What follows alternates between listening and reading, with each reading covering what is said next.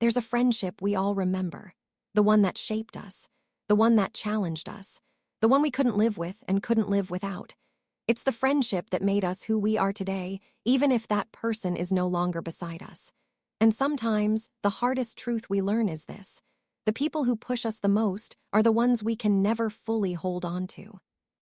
Today, we're exploring a story about such a friendship, a story that has touched millions of readers around the world.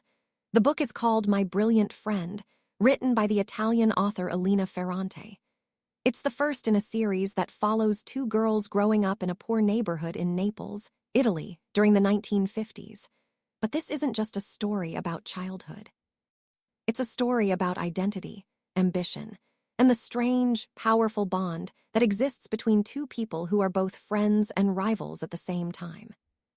At the heart of this book is a question we've all asked ourselves. Why do we compare ourselves to the people closest to us? And why does that comparison sometimes fuel us and sometimes destroy us?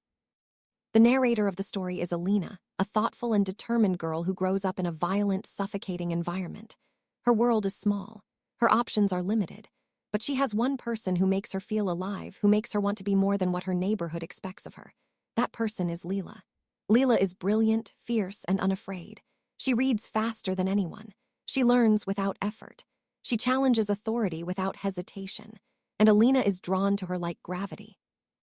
From the very beginning, Elena sees Lila as something beyond herself. She admires her. She envies her. She wants to be like her. But she also wants to be better than her.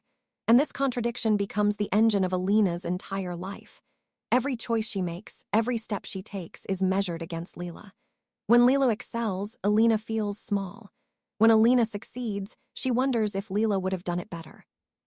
This is the paradox of the book. Elena spends her life chasing Lila's brilliance, but in doing so, she becomes brilliant herself. She studies harder. She works longer. She pushes through obstacles that would have crushed her if Lila hadn't existed. Lila is both her greatest inspiration and her greatest burden. We all know this feeling, don't we? There's always someone in our lives who seems to do everything effortlessly. Someone who makes us feel inadequate just by existing. And yet, without them, we wouldn't have pushed ourselves so far. We wouldn't have discovered our own strength. The person who makes us feel small is often the person who makes us grow. But here's the deeper truth that Ferrante captures so beautifully. The person we admire is rarely as free as we imagine. Lila may be brilliant, but she is also trapped. She is trapped by poverty. She is trapped by her family. She is trapped by the expectations of men in a world that doesn't value women's minds. While Elena escapes through education, Lila is pulled back into the neighborhood. She marries young. She loses her freedom. And Elena, who always saw Lila as the lucky one, realizes something heartbreaking. Brilliance without opportunity is a kind of prison. This is where the book becomes more than a story about friendship. It becomes a story about class, gender, and the invisible forces that shape our lives. Elena and Lila are born in the same place, at the same time, with the same potential. But their lives unfold differently, not because one is more deserving, but because one has access to opportunities the other doesn't. Elena's parents, despite their poverty, allow her to continue her education. Lila's parents pull her out of school to work. And that single difference changes everything. The book asks us to consider how much of who we become is determined by the circumstances we're born into, and how much is determined by our own choices. Elena escapes the neighborhood, but she carries it with her forever. She becomes educated, successful, and independent, but she never stops looking back at Lila. She never stops wondering if she would have been anything without her. And Lila, for her part, never stops being brilliant. Even without formal education, she continues to read, to think, to create. She becomes a force in the neighborhood, someone people fear and respect. But she also becomes bitter. She becomes hardened by disappointment. And the girl who once seemed unstoppable becomes someone who has learned to survive by shutting parts of herself down. This is the tragedy at the center of the book. Two brilliant minds, two different paths. One rises, one stays behind. And yet they remain bound to each other in ways neither can fully understand or escape.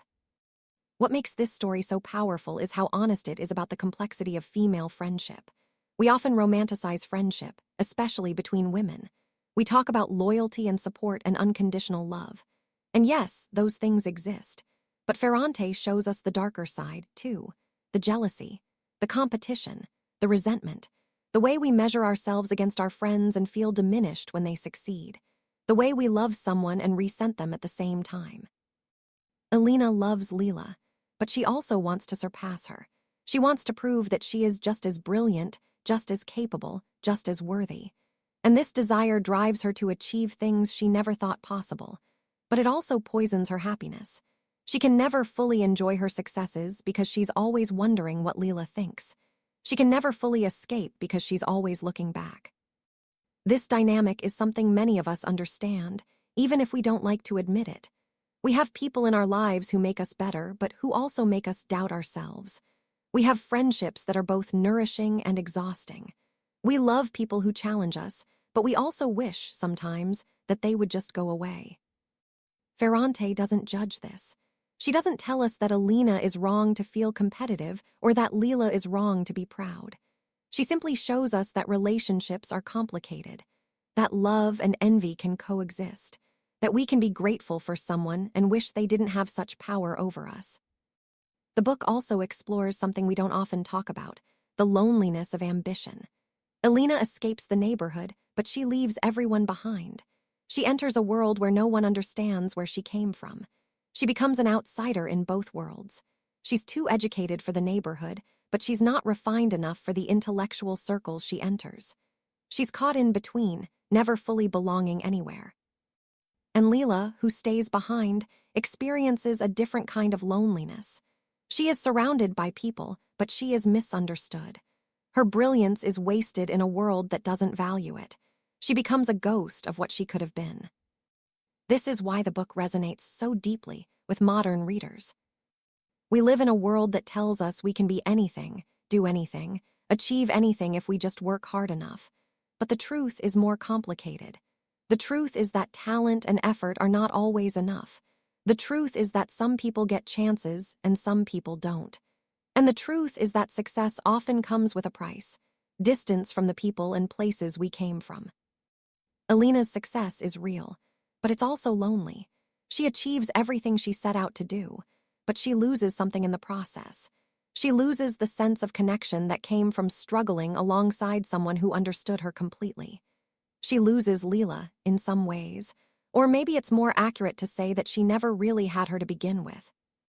The title of the book, My Brilliant Friend, is deeply ironic, because the question at the center of the story is, who is the brilliant friend? Is it Lila, who has raw genius but no opportunities? Or is it Elena, who has determination and luck? And the answer, of course, is that they're both brilliant. They're both trapped.